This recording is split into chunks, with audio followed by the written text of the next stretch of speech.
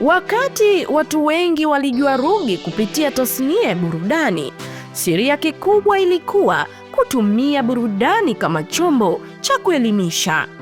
Kupitia miradi kama Fursa Youth Empowerment, programu iliyoenda miaka zaidi ya 20 nchini ikitoa elimu ya ujasiriamali, kujitambua na kutengeneza ajira. Ruge aliamini vijana hawahitaji pesa kwanza, wanahitaji mwelekeo, taarifa na ujasiri. Mradi mwingine ulikuwa ni Fiesta. Wengi waliona kama tamasha la muziki, lakini kwake ilikuwa uunganishi wa vijana, ujenzi wa mitandao ya ajira na jukwaa la kuibua vipaji vipya.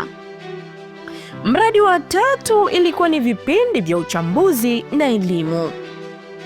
Ruge alihakikisha Clouds Media inakuwa mahala pa mawazo mapya, taarifa sahihi na mijadala yenye kujenga. Ruge hakuwa mtu wa anasa, hakuwa mtu wa kujionyesha, hakuwa mtu wa kusimama na kujipigia debe. Moja ya mambo ambayo watu wengi hawajui ni kwamba alipenda kusoma vitabu vya historia na uchumi. Alipenda sana kutafsiri tabia za vijana, lakini pia alikuwa na uwezo mkubwa wa kukumbuka majina ya watu, hata wale walioonekana wadogo. Bila kusahau, alikuwa na nguzo 3 maishani: muda, nidhamu na malengo. Alikuwa anaamini kuwa mtu akichelewa kwenye matumizi ya muda, basi amechelewa kwenye kila kitu maishani.